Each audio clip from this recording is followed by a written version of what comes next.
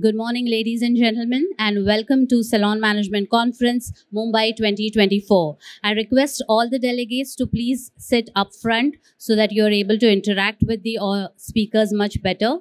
So please feel free to occupy the front seats. I am Kanishka Ramchandani, the editor of Professional Beauty India. It gives me great pleasure to welcome you all to yet another season of Salon Management Conference. This is a season full of learning and education. Over the many sessions of SMC that we have had in Mumbai, Delhi, as well as on our online platforms, we have endeavored to give out practical advice and management lessons to salon owners and propagate ethical practices amongst them. When you attend SMC as a delegate, you get practical solutions to your everyday problems. You get to ask experts about their experiences and, most importantly, learn to make profits the right and sustainable way. SMC is a melting pot of business ideas, management practices, and innovations that are driving the salon industry. The Indian beauty and wellness industry has been growing at a remarkable rate and is projected to reach nearly 25 billion US dollars by 2025. This growth is driven by several factors such as increasing disposable income, greater awareness of personal grooming, and a dynamic shift towards self-care among a younger demographic. With a compound annual growth rate of around 18%, the Indian salon industry alone is expanding faster than many other sectors. From urban centers to tier 2 and 3 cities, the appetite for quality salon services is spreading across the nation. This makes it a critical time for us as industry leaders and professionals to strategize, innovate, and evaluate our offerings to meet the rising consumer expectations. Over the next 2 days, we will cover important topics of scaling up your salon business, client servicing, and marketing your salons. I thank you all for being here today with me, and I look forward to a fruitful conference ahead. Can I request mics to be placed on the dais, please? And with that, I would like to start with today's session. I request you all to note that our keynote speaker, Mr. C.K. Kumarvel, will be joining us in the second half of today as he's held up in his hometown. With that, we move on to our first panel discussion for the day, Scaling Up, How to Expand Our Salon Business. In this discussion, we'll be looking at different factors that affect a salon's growth and profitability. My first speaker on this panel is Ms. Sneh Koticha-Contractor, Director at Jean-Claude Biguine Salons and Spa, India. She has been instrumental in setting up, scaling up, and promoting the company in India. In her 8-year-long tenure, Sneh has added significant verticals like home services and Trica Hair Clinic to JCB salons, bridging the gap between care and cure. Her appetite for challenges and change led to the expansion of the salon chain to more than 22 outposts across India. Sneh, can we please have you on stage? My next speaker is Ms. Kurat Syed Deshmukh, Managing Director, Lemon Salons.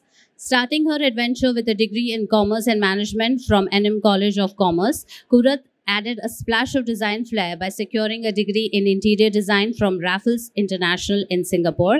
She has completed her diploma in salon management from L'Oreal Business School. She is actively engaged in the business, looking after the finances and handling payments of the business. With her polite nature and beauty, she herself epitomizes the spirit of Lemon Salons. Kurat, can we please have you on stage? Thank you so much for joining us.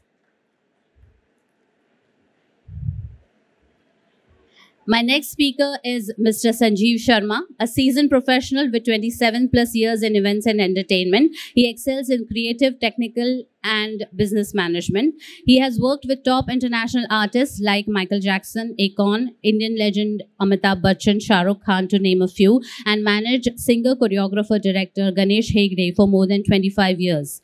He joined great Trendy professionals in early 2022 as the CEO and introduced international brands like Hairotic Men and Godfrey Tinting in the Indian market. Due to his expertise, Hairotic Men is today used by top premium salon chains for complete men's grooming services, expanding their salon business. Sanjiv, can we please have you on stage? Can we have a round of applause for all our speakers?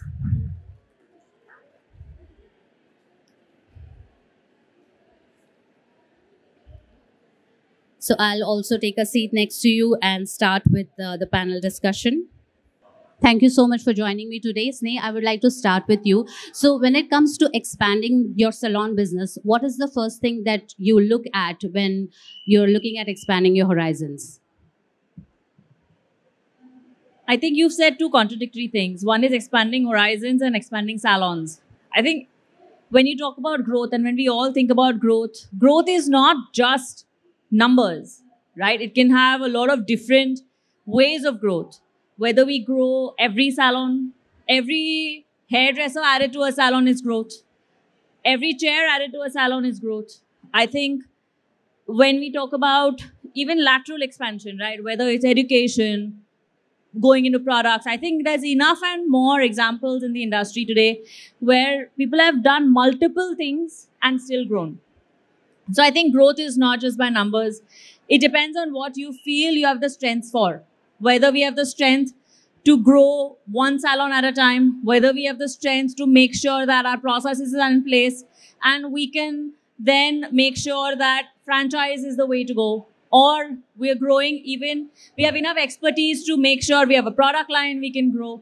Or then we're just saying that, look, we're the experts, education is our forte, and then we also have that way of growing. So I think every bit can mean growth. Right. But should this growth also, whichever way you think of growth, should it also translate into profits? Of course, I think if you're not, if you're not making profit, you're making a loss. So the only way that we do grow is how do we grow in every way. Initially, when we start any part of it, so for instance, you start any new salon or even add a new chair, day one, you're not going to make a profit on it, right?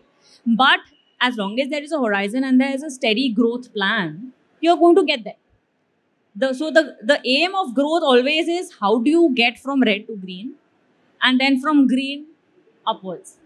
Right. Kurat, what would you like to add to this? See, to me, growth is definitely in every way. So, presently, the way I would say how Lemon is growing is our expansion is growing in size. Like instead of going in every nook and corner in every location, what we are focusing is on expansion and the making the size double of the salons, because now the trend is more of big salons. That has become one thing, like even JCB, they are massive. So that's there.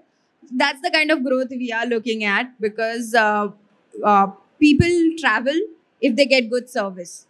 So focus is good service, good stylist, and good products, definitely. And from every nook and corner, like I have people coming and traveling from town side coming towards Bandra Lemon.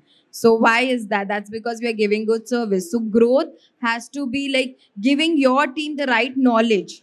Your team will grow, their knowledge will grow, you will grow. So that is one, definitely. So expansion is in two ways of a salon. One is size wise, and one is the new locations that you get into, like expanding to new cities or new areas. That's how it is. So you said that you're looking at expanding your existing salon. Yeah, that's How what do you we've do been that? doing for past 2 years. Yeah, now. how do you do that?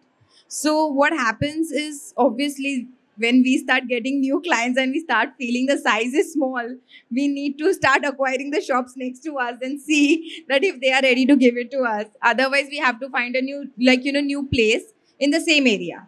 That's the second catchment has option. to So be that the is same. how it presently we are growing, I would say. Okay. Because majorly, all of our salons have expanded in size in past 2 years. So what I feel that instead of having you have a salon in Bandra, then you have it in Khar, and then you have it in Santa Cruz. So it's like just next to each other within 1 or 2 kilometers. So rather I have one big salon in Bandra, and I get clients even from Santa Cruz coming towards Bandra. So I think that's much better. I have made a business and I have been like doing good in that area, and I've made a name now. Yeah. But now what I need to do is like make the size bigger so I can accommodate, and I have a good team. So with that logic, if you have a big salon in one area, your customer base automatically increases. Yeah, is what you're definitely. saying. As Okay. customer base increases, and see, I am from Bandra, so my childhood is from Bandra. So my friends from Bandra literally call the Bandra salon as the showroom of Bandra. That's because the facade that I have is really nice. So I have given that image to my brand, and that is why I have clients even from Juhu coming to Bandra salon. Sanjiv, what would you like to add about expansion of salons? In what way you think growth of salon means? See, rightly, what they both have said, and they've been like, the stalwarts in the salon business. And I'm quite a newbie in this field. But what they have said is right. According to me, it depends from person to person or brand to brand what growth is all about. Like rightly how Annie, I call her Annie, Annie said that she wants to expand the salon size so that she can accommodate more client and increase her client base. How rightly Sneh said that the growth is different for everyone. It can be adding one chair to the place or adding one service to the place. So it depends from brand to brand and salon to salon. So growth cannot be limited just for to the place or the size or the number. It has to be what you can monetize the most in the given space and whatever you're looking at your pathway, your goal, or what you want to achieve. If you're on that path in a right way and achieving the right targets, whether that is in numbers, whether in client base, whether your services or the product base, I think that's good enough for everyone to go on the place where they have to grow. Right. So when it comes to adding something to your existing salon, a niche is a very good option. And since you are into men's grooming, what would you like to say to this whole trend of barbering that's making a huge comeback? See, I would not call it a trend which has come in.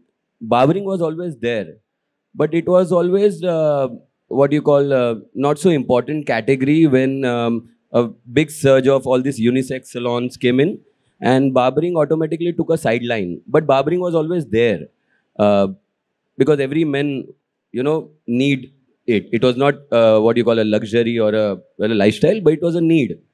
So, but now because of the exposure and post-COVID, everybody has seen that everybody wants to live a lifestyle, everybody wants to look good. Today is what they're thinking of and they're ready to spend.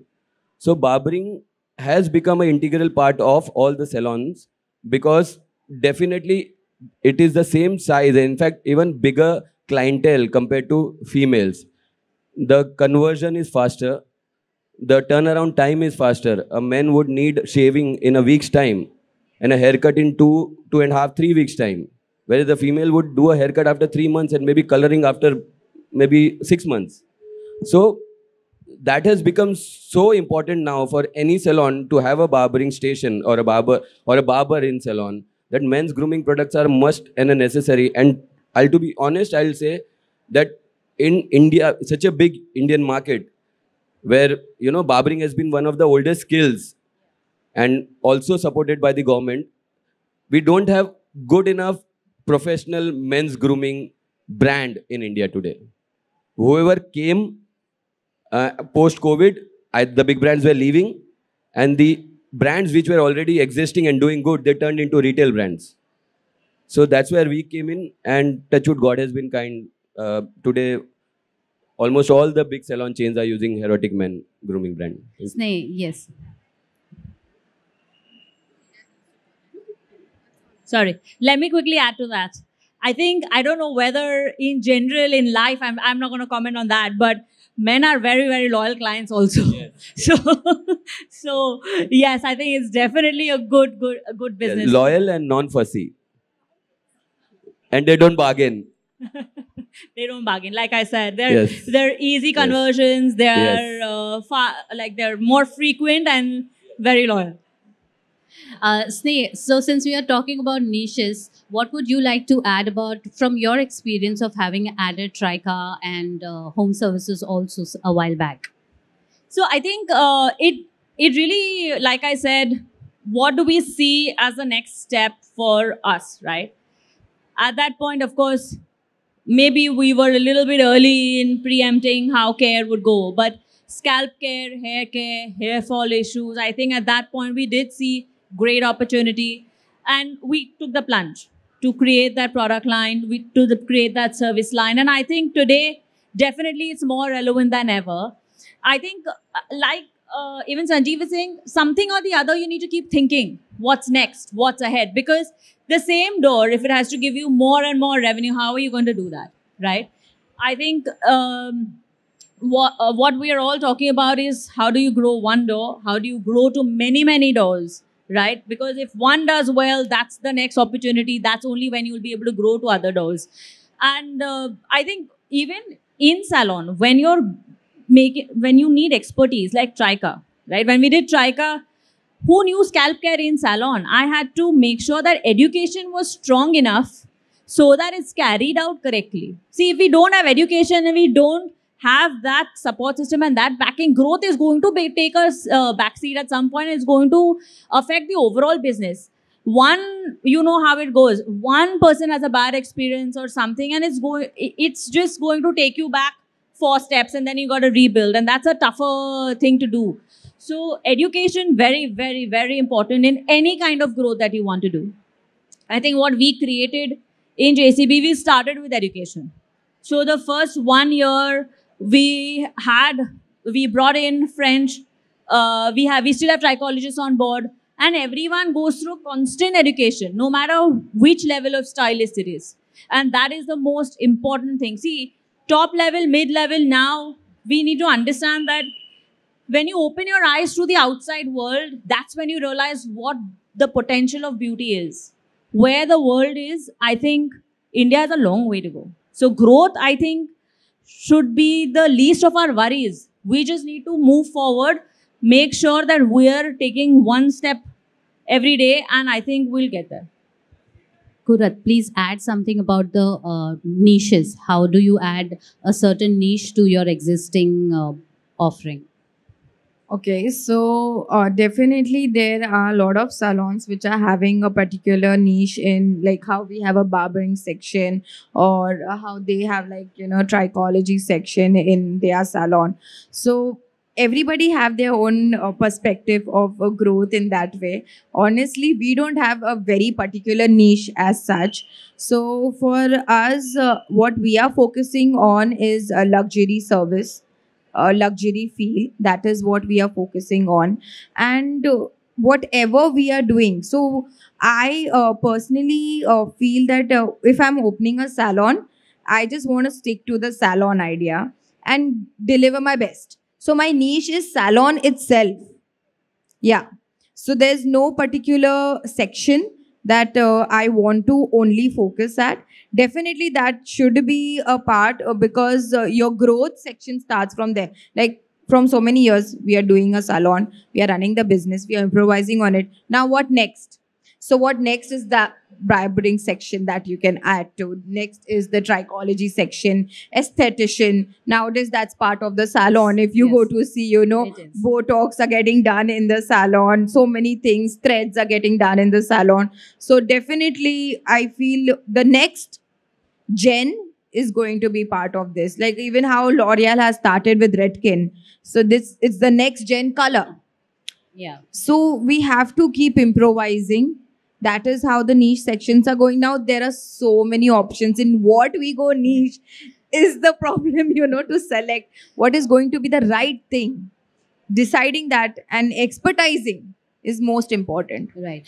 When you are thinking of expanding your salon, in whichever way you deem fit, either opening a bigger one or improving the services you offer in a current one, is there any strategy that you follow? Do you look at customer feedback, or you look at your staff feedback? What is the strategy that you follow to scale up? So there are 2-3 factors that we look at. Okay. So expansion, now what happens is, if I go to see area-wise expansion or whatever, what we need to see is from what locality our clients actually coming from. Like, I strongly feel that I need to go towards town, because I get a lot of clients from Cuff Parade coming to me. That is one thing. So I strongly feel that, I should be going there, because my clients come and keep telling why we are not there. So that is one reason. Then if I think of service wise, so most of the time what happens in hair chairs are less. That's very normal. So that is one reason for us to have expansion. Then again, the moment you become a Kerista's door, you need to be big enough to have a K room over there. So there are many factors for which we have to think of expansion. Then customer data, very important. Feedback though definitely everybody looks at, but your customer data, what is your major clientele coming for, what service and from where? These things are very important. Sneh, is there something you would like to add to this? What are the strategies you have in mind when you are expanding? I think, like I said, and like she's rightly saying, whatever option you choose, you've got to make sure that you have the education backing. First, understand key, how will I learn this? How will people learn this? Then understand how we'll execute it, right? And then I think we go by that. What is the one way that we can make sure there's enough education backing? And then we talk about forward. So, because without that, it's not possible. As good as your service might be, if people on floor are not confident to make that service a success, it's going to be a recurring issue. I think with every little service that you have, you can grow in everything. Whether, small like a threading or a lash or a brow, and that is also coming into salons now.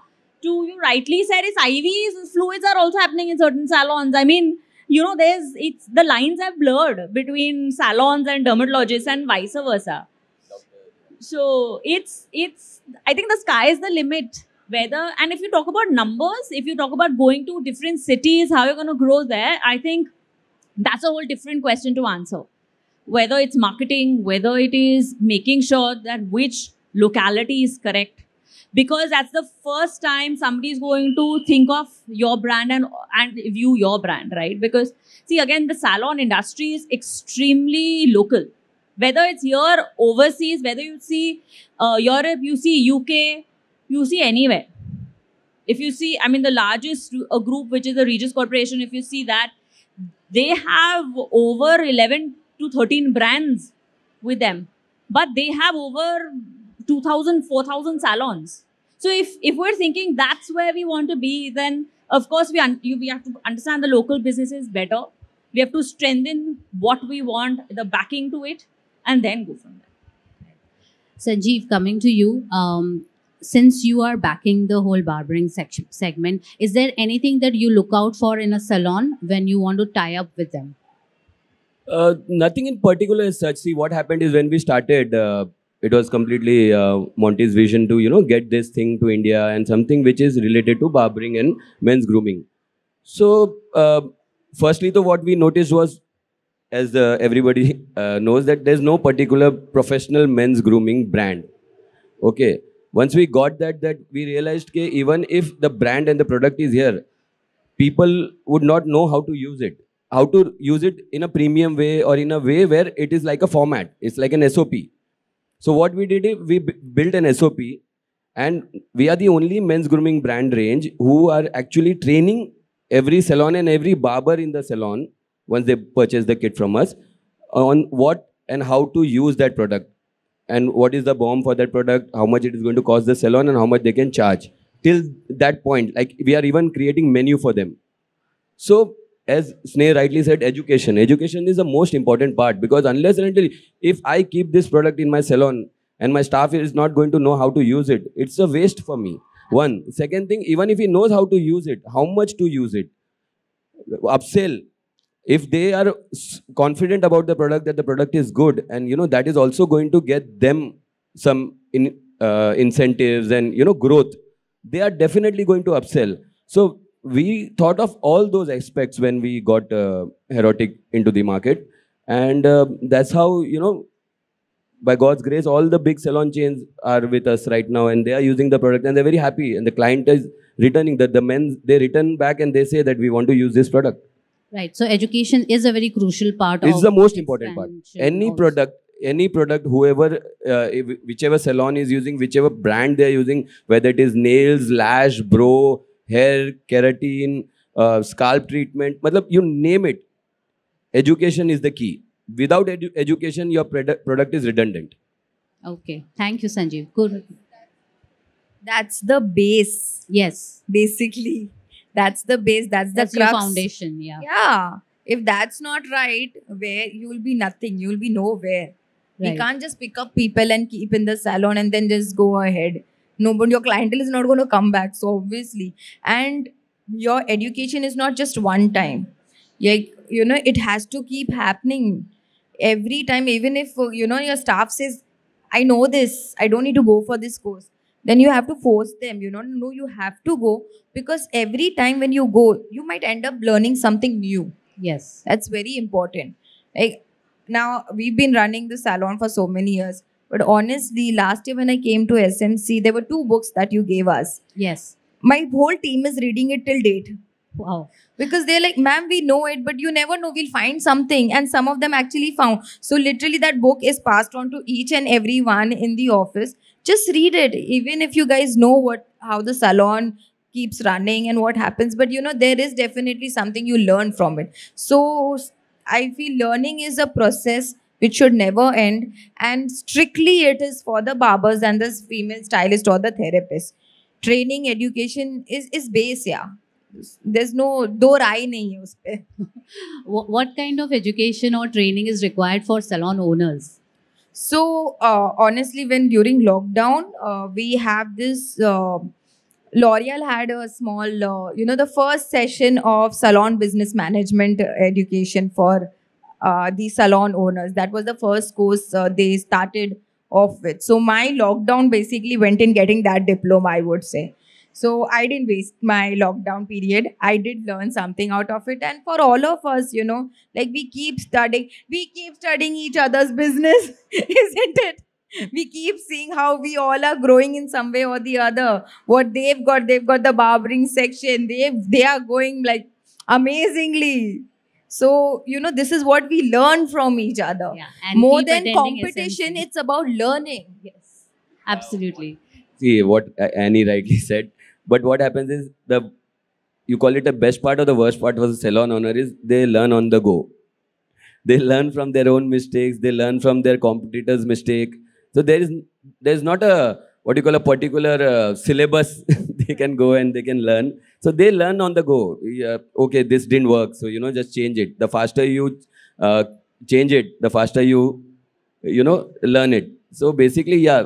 But actually, there should be a basic thing for every salon owner, including the technicians and everybody, that there should be a basic learning thing for them. Because when we started Hairotic Men also, most of the salons, the big brands, they were like very reluctant to keep a barber or do a barbering service because we don't use razor, we just use trimmer. There were a lot of ifs and buts.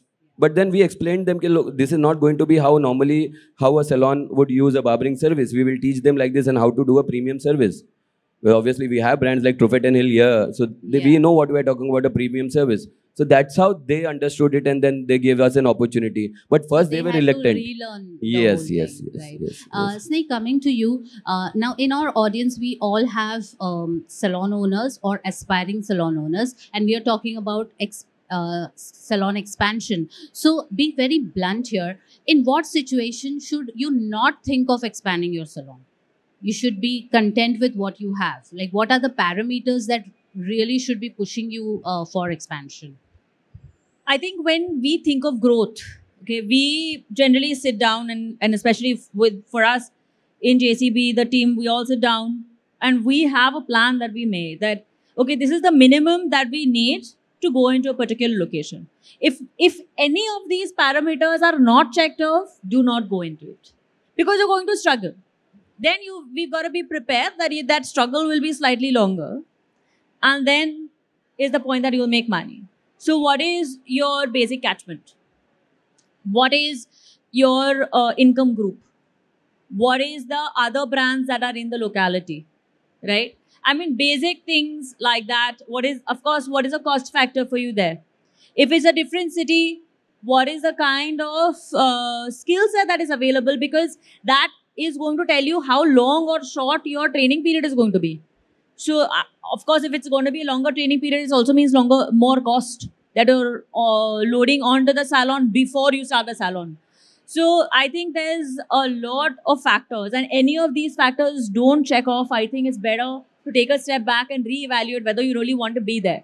The market can be very, very hot. It's always, very tempting that, oh, I should be there. There's so much happening. But when you take a step back and you think, pata nahi, then, you start saying, pata nahi, though better to hold on. And then maybe when the time is right, go back. Correct. What should stop you from expanding? I think Sneh said it all.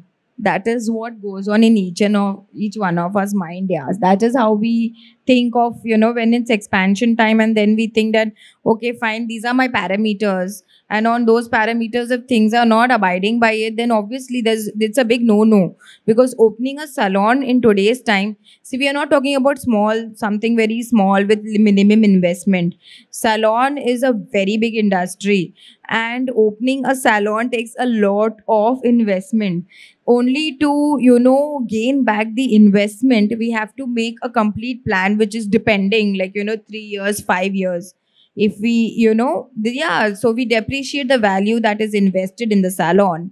And if I go and check it out, if it's not doing well, or if it's taking time to reach even the break even, it will take 3-4 years. What's the point then? So these things are very important. You need to set your parameters and then think that what's going to fall on it, and is your kind of clientele there. See, there's a high possibility that a barber salon will do well in a locality, but not necessary that I will do better. Depends on in which area you are, what kind of salon you are putting up. And with my kind of salon, I would say there's a huge investment, yeah. So there are a lot of things that I need to check on my checklist, like this. If it's not working, even with one is a no, it's a no for sure. Yes, Sneh. Quickly, just to add, see, there's no harm always even to try something out, right? We've done that before. We tried a couple of doors, like, one door maybe, and then see what the response is, then decide you want to go full throttle or not. That's fair. So I think there's wherever we want to grow also, that's how, we kind of do a dipstick. Like, for instance, when you talked about home salon. See, home services for us was not a natural extension. It was not something that we wanted really to make, and we thought that we would make a very definite business plan out of. Yes, of course, when we started seeing the potential, it became like an eye-opener for us. But it was somewhere for this dipstick, right? We said that, okay, let's understand home services, if people are accepting price points, if people are accepting products, if people are ready for it or not. And we kind of went from there. So lots of different ways that we start thinking, how do we test a market and then go there. All right. Thank you so much, Sneh. And with that, I leave the floor open for questions. We have time for a couple of questions. Are there any questions from the audience? If you raise your hand, I'll have the mic sent around. Any questions for our experts? Yes, sir. Hi. I'm keen on understanding from you all, which are the parameters, which are the data points that you look at when you're thinking of scaling up, whether in a particular location or by count or by vertical or any which way, and where do you find those data points, right? Which numbers do you look at and where do you find them? Which are most useful to you? I think most of it, we generally do like a quick area mapping, send people there, see where it is. Some of us do a quick round of the place and we understand what's happening really. Of course, if it's a different city, we rely a lot on, all the reports that are there, what's coming up, growth plans, things like that in the city. I'm talking about what you started with, which is expanding, not necessarily by count. Internal. Yeah. Same store growth sort of thing. Of course. So I think for me, I think internally, same store growth depends on what my productivity is, right? If we are seeing that that's peak, it's going at peak and really one person can't really grow beyond that, that means it's time to expand, right? If I have no more chairs to fill, no more stylists to add, that's another parameter for it to grow. So, and then of course, it's a lateral expansion also, like they've all added, what is the next service? So I already have so much frequency of clientele. What is the next I can add? What are they not doing with me today? So that's the next service that I would add. So these are, data points, I think basically on client and employee, on referral programs, or whether it is frequency, whether it is number of services per person that we are doing, what is my average that one stylist is doing. So do you also study capacity utilization of Oh, 100%. how many services happen at every store, at every station, and Yes. what is the business done by every stylist, and how far you can grow with that, right? Yes, every chair, how many hours is one chair occupied on an average, right? Essentially productivity, more Productivity, than spending capacity money and getting more. utilization. Yeah. Yes, absolutely. Okay. Hello. Hi. I'd like to ask a question to anybody. Samne. Just wanted to ask how to retain your staff. So that we are going to discuss in the next session. So That's luckily not for us to answer. But no, I think quickly, if I want to brief what you, there's no way of, see, if all of us in the industry start educating our people, right, retention is going to happen automatically. People are going to grow because if you don't educate them, they don't see growth. Automatically, there will be a stagnation, right? Have the guts, build education, build your own people. If you keep poaching from outside, the only person who's benefiting is the stylists themselves. None of us are benefiting. So I think the most important thing is to build your backup. See, I think if you build, and if you are the one, like we are today, getting poached, we have the backing, we made one, we make the next one, yeah. Matlab, we know what it takes to make a stylist, right? We know what it takes for education. So it's fine. I mean, that's the way to grow. There's no other way. See, I feel what we can do is make your brand value as such कि जाने वाले को भी अफसोस हो. Thank you. Simple. Yeah, because they all come back. 100%. That is what I have experienced in past so many years. हाँ, जाने वाले को कोई रोक नहीं सकता है, but वो वापस आ ही जाता है. Honestly. thank you so much, speakers. And with that, we bring this session to an end. Can we have a resounding applause for our panelists here and for all the advice that they've given us? I request you to please step forward for the memento. Sneh, can we please have you ahead?